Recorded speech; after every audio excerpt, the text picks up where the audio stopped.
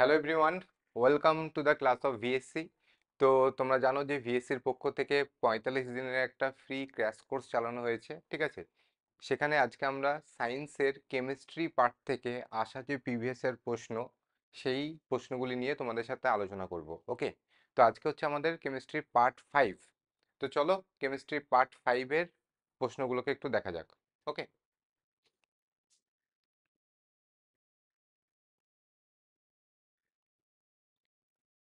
দেখো, দেখতে পাচ্ছ তোমরা এই বইটা, কিরণের এই বইটা থেকে তোমার রেলওয়ে পরীক্ষাতে আসা যে প্রশ্নগুলো সেগুলোকে নিয়ে আলোচনা করা হচ্ছে। ওকে, চলো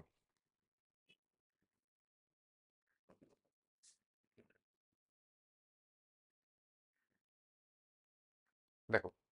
কোয়েশ্চেন নাম্বার ওয়ান কি বলেছে? Which of the following is an example of double displacement reaction? নিচের কোনটি ডবল ডিসপ্লেসমেন্ট রিয়াকশনের এক্সাম্পল? অপশন এ দেখো, Na2SO4 plus BaCl2 equals to BaSO4 plus NaCl, তাই তো? তো ডবল ডিসপ্লেসমেন্ট রিয়াকশনে কি হয়? দুটো আয়নই, ধরো এখানে এরা রিয়াকশন করছে, তো দেখো, দেখো এরা এদের মধ্যে তো রিয়াকশন হচ্ছে। তো এখানে দেখো NaSO4 আর BaCl2, তো কি হয়েছে দেখো, এই যে বেরিয়াম বেরিয়াম কি হচ্ছে, SO4 এর সাথে যুক্ত হয়েছে, যে BaSO4 বানিয়েছে। তো এটা একটা ডিসপ্লেসমেন্ট। আবার কি হয়েছে দেখো, বি এর জায়গাটাকে সরিয়েছে কে, এনে গিয়ে বি এর জায়গাটাকে দখল করেছে। মানে এরা একে অপরকে ডিসপ্লেস করেছে। এই যে মেটালটা দেখছো, এরা একে অপরকে ডিসপ্লেস করেছে। দেখো, এনে এসে বেরিয়ামকে ডিসপ্লেস করে সেখানে NaCl তৈরি করেছে। ওকে, তাই এখানে ডবল ডিসপ্লেসমেন্ট, দুটো ডিসপ্লেসমেন্ট হচ্ছে, তাই এটাই হচ্ছে অপশন এ হচ্ছে আমাদের সঠিক উত্তর। ডবল ডিসপ্লেসমেন্ট রিয়াকশনের একটা এক্সাম্পল, ঠিক আছে। এই ধরনের প্রশ্ন আমরা আগেও বারবার করেছি। চলো নেক্সট। নেক্সট বলেছে electric bulbs typically contain chemically inert gases such as. Electric bulb, আমাদের বাড়ি ঘরে যে ইলেকট্রিক বাল্ব থাকে তার মধ্যে কোন ইনার্ট গ্যাসটি থাকে? ওকে, মানে অ্যাকচুয়ালি কোন ইনার্ট গ্যাসটি না, যে গ্যাসটি থাকে সেটাকে অ্যাকচুয়ালি ইনার্ট পরিবেশ তৈরি করার জন্য রাখা হয়েছে। তো সেটা কোনটা? নাইট্রোজেন, ক্লোরিন, অক্সিজেন, হাইড্রোজেন, কোনটা হবে সঠিক উত্তর? তো আমাদের এখানে আনসার হবে অপশন এ, নাইট্রোজেন।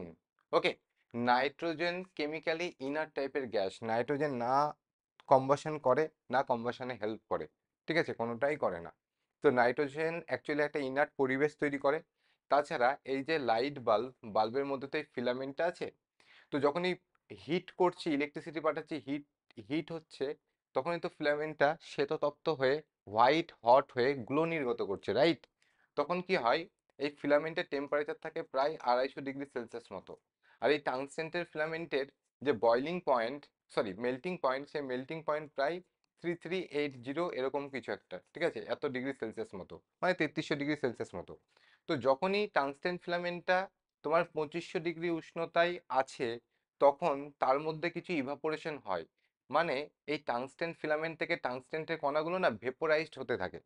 বাট সেই ভেপোরাইজটাকে মিনিমাইজ করার জন্য আমরা ভেতরে লো প্রেসারে এই নাইট্রোজেন, আর্গন, এই সমস্ত গ্যাসের মিশ্রণকে আমরা লোড করে রাখি বা ভেতরে ভরে রাখি, ঠিক আছে, যাতে ফিলামেন্টের যে ইভাপোরেশন সেটাকে যাতে প্রিভেন্ট করা যায়।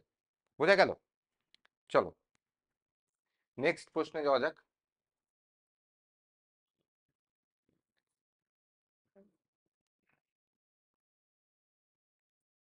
কোয়েশ্চেন নাম্বার 3 কি বলেছে? বলছে which of the following element is more electronegative? নিচের কোন মৌলটি হচ্ছে বেশি ইলেকট্রোনেগেটিভ? তো এখানে দেখো অ্যালুমিনিয়াম আছে, অ্যালুমিনিয়াম হচ্ছে ইলেকট্রো পজিটিভ, ওটা একটা মেটাল। আর বাকি এখানে তিনটে নন মেটাল দেখতে পাচ্ছ, ক্লোরিন, সালফার আর একটা হচ্ছে ফসফরাস, তাই তো? আমরা জানি ক্লোরিন হচ্ছে হ্যালোজেন গ্রুপের মৌল। তো ক্লোরিন এর লাস্ট কক্ষে 7খানা ইলেকট্রন থাকে। তো যে কারণে ক্লোরিনের যে ইলেকট্রোনেগেটিভিটি সেটা বাকিদের তুলনায় বেশি হবে। বোঝা গেল? চলো নেক্সট। কোয়েশ্চেন নাম্বার 4 বলেছে which of the following is the correct nomenclature of the given structure? CH3, CH2OH, তাই তো? মানে সি একটা OH, H, H, আর এর সাথে 3টে হাইড্রোজেন যুক্ত আছে, রাইট? এটা হচ্ছে আমার স্ট্রাকচার। তো কোনটা এক্সাক্ট নাম হবে? তো দুটো কার্বন আছে মানে ইথ, ঠিক আছে? ইথ মানে অ্যাকচুয়ালি এটা দুটো কার্বন মানে, আবার সিঙ্গেল বন্ড আছে মানে এটাকে আমরা বলি ইথেন, ইটিএইচএন, ইথেন বলি। এবার তার সাথে ফাংশনাল গ্রুপ OH যুক্ত আছে প্রথম কার্বনের সাথে। ওকে, তাহলে ইথেন, ইথেনের এবার কি হবে? এটা তো একটা ফাংশনাল গ্রুপ। এবার যখনই আমি ফাংশনাল গ্রুপকে অ্যাড করব তখন এই ইটাকে কেটে দিতে হবে। আর OH হচ্ছে অ্যালকোহল গ্রুপ, অ্যালকোহল গ্রুপের জন্য আমরা লিখবো হচ্ছে OL। তাহলে এটার অ্যাকচুয়াল নোমেনক্লেচার হবে ইথেন ওয়ান অল। ওকে, এই ইটা কেটে যাবে যখনই ফাংশনাল গ্রুপ চলে আসবে। ফাংশনাল গ্রুপের যখন আমাদের নাম লিখতে হবে তখনই ওখানে অ্যালকেন, অ্যালকিন বা অ্যালকাইনের শেষে যে ইটা থাকছে ওটাকে আমরা সরিয়ে দেবো, দিয়ে বাকি নামটাকে লিখবো। তাহলে অ্যাকচুয়াল নাম কি হলো? Option A, ethane one all. Okay, চলো নেক্সট। কোয়েশ্চেন নাম্বার 5 বলেছে what is the pH of neutral solution. Neutral সলিউশনের পিএইচ কত? তো যে কোনো নিউট্রাল সলিউশনের পিএইচ হচ্ছে 7। পিএইচ ভ্যালু যদি আমার 7-এর থেকে কম হয়, পিএইচ ভ্যালু যদি আমার 7-এর থেকে কম হয়, ওকে, পিএইচ ভ্যালু যদি আমার 7-এর থেকে কম হবে, যত কম হবে সেটা তত বেশি অ্যাসিডিক। পিএইচ ভ্যালু 7-এর থেকে বেশি 14 অবধি, ওকে, আমাদের যে পিএইচ স্কেল সেটা 0 থেকে 14 অবধি থাকে। আর মিডিল হচ্ছে 7, 7 হচ্ছে নিউট্রাল। 7-এর থেকে কম পিএইচ ভ্যালু মানে সেটা তত বেশি অ্যাসিডিক। 7-এর থেকে যত বেশি পিএইচ ভ্যালু মানে সেটা তত বেশি ক্ষারীয় বা অ্যালকালাইন। ওকে,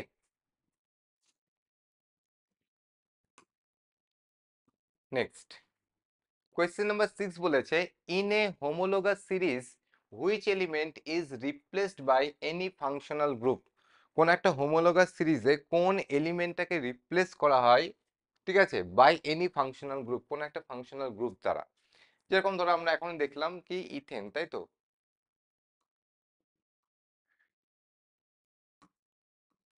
CH3, CH3 মানে এই কার্বন, কার্বন, এই H, H, H, H, H, H.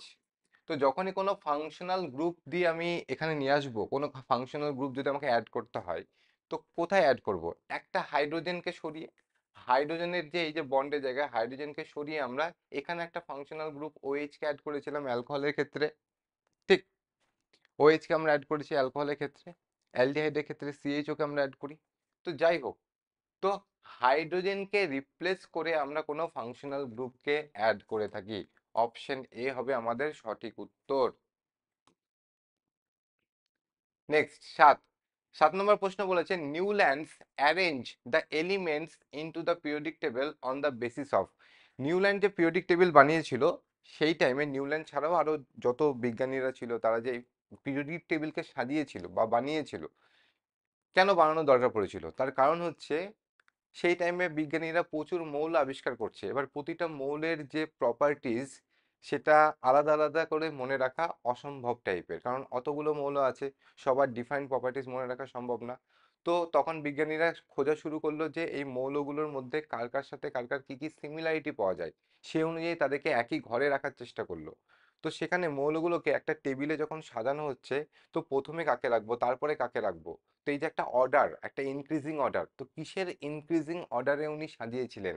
তো সেটা হচ্ছে অ্যাটমের অ্যাটমিক মাস, অ্যাটমিক মাসের ইনক্রিজিং অর্ডারে পিরিয়ডিক টেবিলকে সাজিয়েছিলেন নিউল্যান্ড, মেন্ডেলিভ, এরা সবাই। ফাইনালি পরে গিয়ে মোজলে অ্যাকচুয়ালি অ্যাটমিক নাম্বারের বেসিসে পিরিয়ডিক টেবিলকে সাজিয়েছিল, ওটা একদম শেষে, ঠিক আছে, এবং ওটাই কারেক্ট। কারণ অ্যাটমিক মাস কোনো মৌলের ফান্ডামেন্টাল প্রপার্টি নয়, কিন্তু তার অ্যাটমিক নাম্বার একটা ফান্ডামেন্টাল প্রপার্টি। ওকে, তো এখানে রাইট আনসার কি হবে? নিউল্যান্ড ইনক্রিজিং অ্যাটমিক মাসের অর্ডারে সাজিয়েছিলেন। নিউল্যান্ড ইনক্রিজিং, ইনক্রিজিং অ্যাটমিক মাসের অর্ডারে সাজিয়েছিলেন, ঠিক আছে। চলো নেক্সট। নেক্সট বলছে which substance formed precipitates when a reaction occurs between potassium sulfate and barium chloride। Potassium sulphate আর বেরিয়াম ক্লোরাইড। পটাশিয়াম সালফেট মানে কি?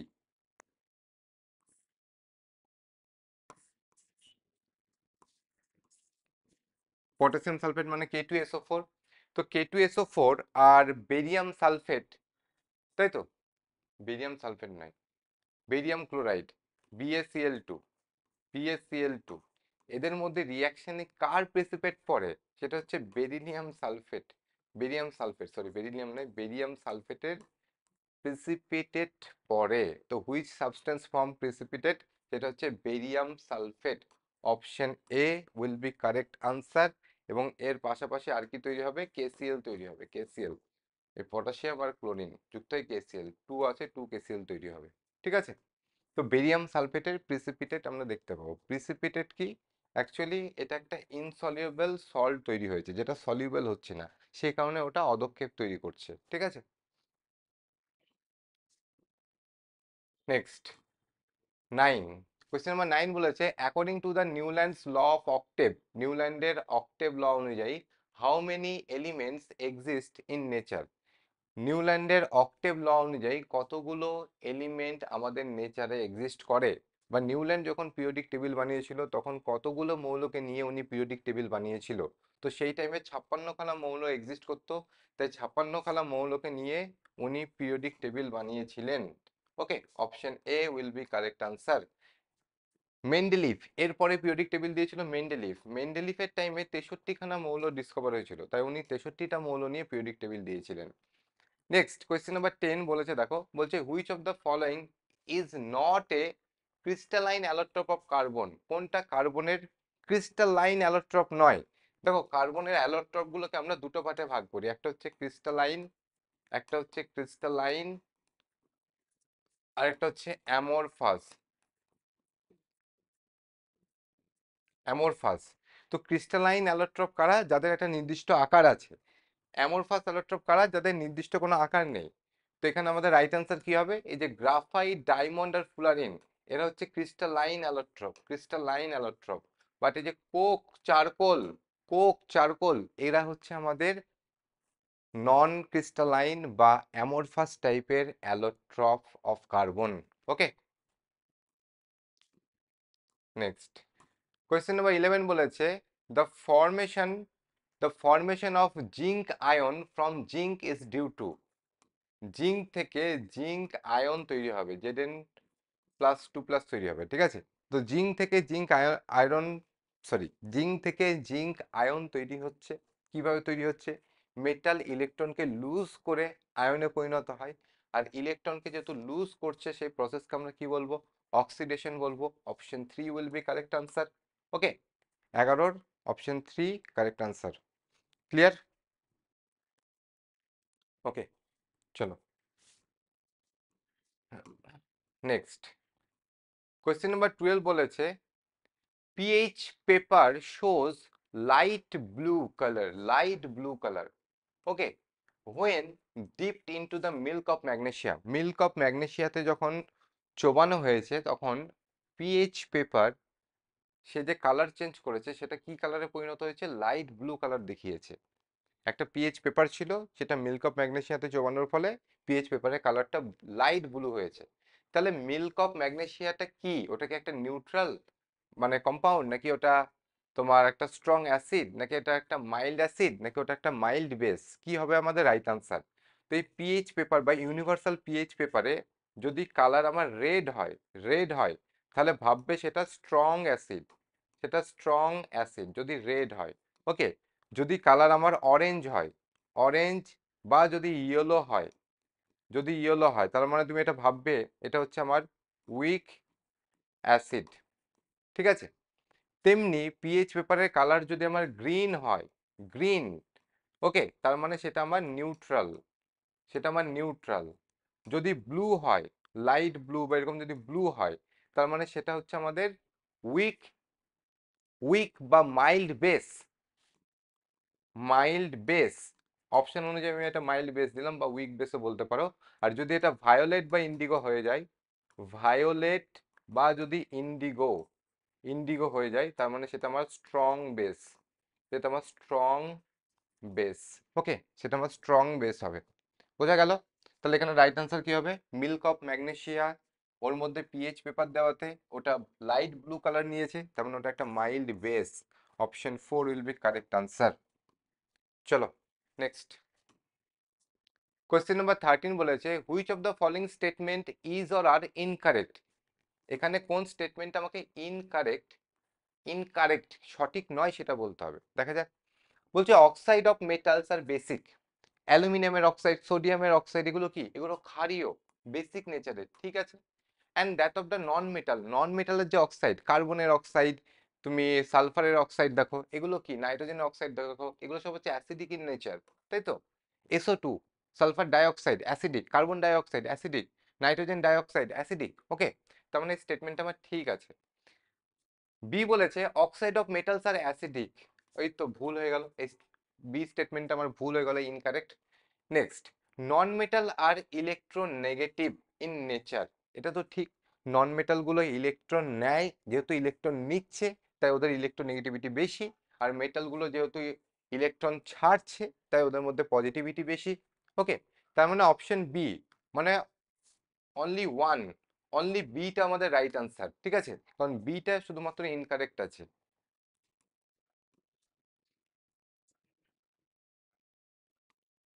কোয়েশ্চেন নাম্বার 14 বলেছে ইন ইচ অফ ট্রেডস, ডোব্রেনার যে ট্রেডস দিয়েছিল, প্রথম তো উনি পিরিয়ডিক টেবিল সাজিয়েছিলেন, তো উনি যে ট্রেড বা ত্রয়ী সূত্র দিয়েছিলেন, সেই ট্রেডের মধ্যে কতগুলো করে এলিমেন্ট থাকে বা আইডেন্টিফাইড বাই ডোব্রেনার, এক একটা ট্রেডের মধ্যে 3টে করে এলিমেন্ট বা 3টে করে মৌল থাকে। এগুলো সোজা প্রশ্ন, এগুলো তোমরা পারবে। নেক্সট কোয়েশ্চেন নাম্বার 15 বলেছে when a piece of zinc metal is placed in hydrochloric acid, zinc মেটালকে যখন আমি হাইড্রোক্লোরিক অ্যাসিডের মধ্যে দেব কি হবে? এ গ্যাস ইজ প্রডিউসড, সেটা হচ্ছে হাইড্রোজেন গ্যাস তৈরি হবে, আর তার সাথে ZnCl তৈরি হবে, ঠিক আছে। জিঙ্ক ক্লোরাইড তৈরি হবে এবং তার সাথে ZnCl2 হবে, ওকে। হাইড্রোজেন গ্যাস তৈরি হবে আর জিঙ্ক ক্লোরাইড তৈরি করবে। যাই হোক, মেটালে কোন গ্যাস তৈরি হবে? অপশন বি, মনে রাখবে। মেটালগুলো যখন ডাইলিউট অ্যাসিডের সাথে রিয়াকশন করে তখন সে হাইড্রোজেন গ্যাস তৈরি করে। এই ট্রিকটা মাথায় রাখো, তাহলে আর এ ধরনের প্রশ্ন আটকাবে না। নেক্সট কোয়েশ্চেন নাম্বার 16 বলেছে which of the following is the correct chemical formula of bleaching powder. Bleaching পাউডারের কারেক্ট কেমিক্যাল ফর্মুলা কি? CaOCl2, CaOCl2, CaOClCl, ছোটবেলা থেকে পড়ে আসছো এগুলো। চলো নেক্সট কোয়েশ্চেন নাম্বার 17 বলেছে which of the following statement is true about precipitation reaction. নিচের কোন স্টেটমেন্টটা সঠিক প্রিসিপিটেট রিয়াকশনের সম্পর্কে? অপশনে বলেছে অনলি ওয়াটার ইজ ফর্মড, শুধু যদি জল তৈরি হয় তাহলে কেন আমার প্রিসিপিটেট তৈরি হবে? অধক্ষেপ কেন পড়বে? অধক্ষেপ তখনই পড়ে যখন কোনো রিয়াকশনের মধ্যে কোনো ইনসলিউবল সল্ট তৈরি হয়, সেই ইনসলিউবল সল্টটাই অধক্ষেপ তৈরি করে।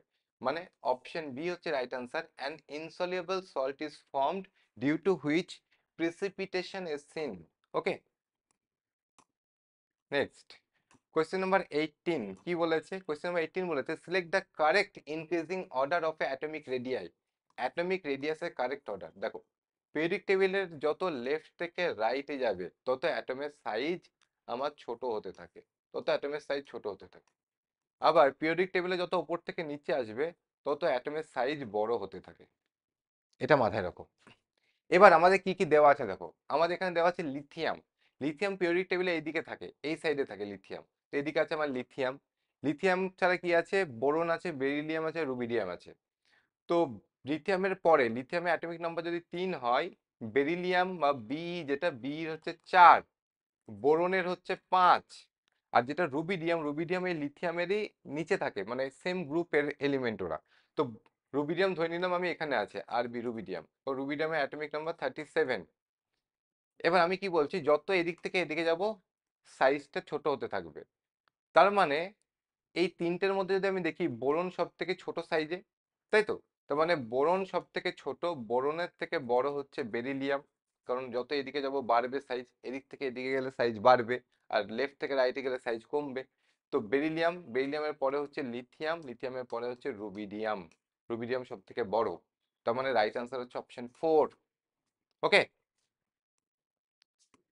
নেক্সট কোয়েশ্চেন নাম্বার 19 বলেছে in the given reaction which substance undergo oxidation. এই নিচের যে রিয়াকশনটা দেওয়া আছে, 2Cu plus O2 equals to 2CuO, copper oxide তৈরি হচ্ছে। তো তো এখানে কোন সাবস্টেন্সটা অক্সিডেশন রিয়াকশন দেখাচ্ছে? তো দেখো কপার, কপার এখানে কপার থেকে, কপার মেটাল থেকে মানে Cu2 প্লাস আয়নে পরিণত হয়, ইলেকট্রন ছেড়ে আয়নে পরিণত হয়, আর ইলেকট্রন ত্যাগ করা মানে সেটা কি অক্সিডেশন, তার মানে কপারের এখানে অক্সিডেশন হচ্ছে।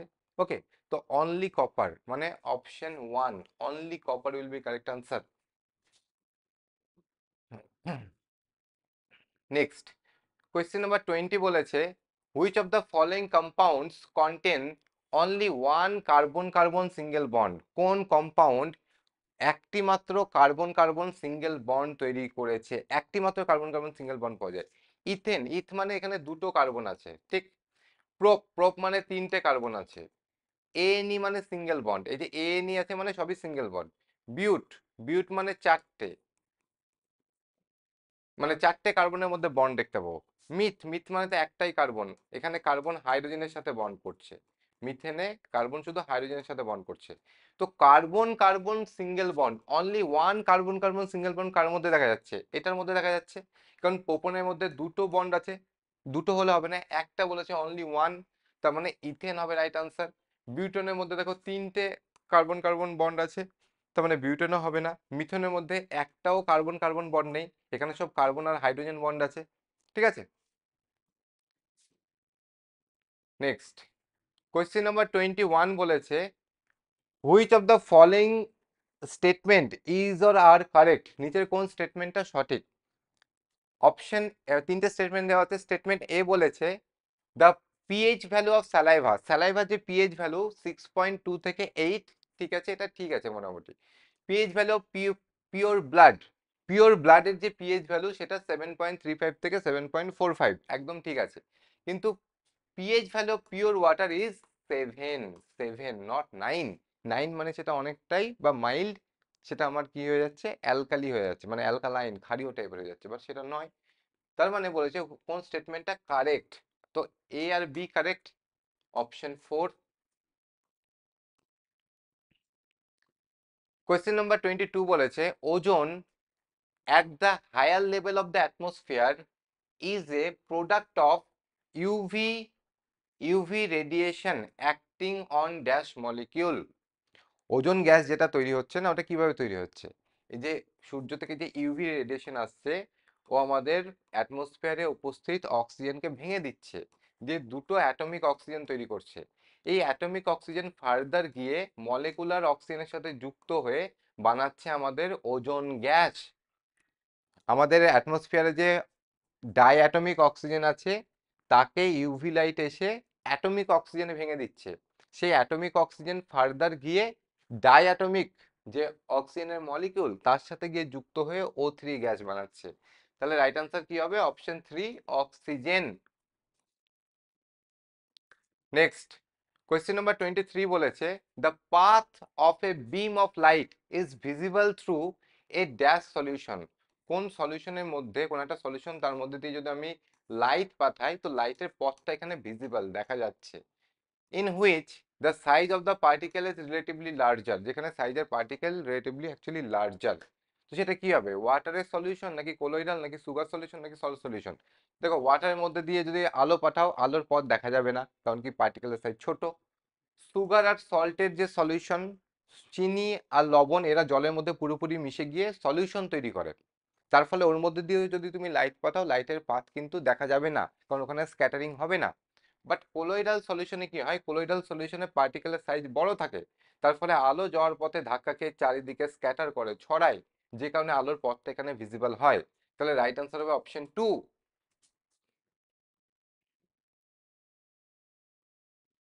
কোয়েশ্চেন নাম্বার 24 কি বলেছে দেখো, বলছে which of the following option is called লাফিং গ্যাস, নিচের কোনটাকে লাফিং গ্যাস বলা হয়? তো nitrous oxide, N2O dinitrogen oxide, ঠিক আছে, বা N2O বা নাইট্রাস অক্সাইড, এটাকে আমরা বলে থাকি লাফিং গ্যাস।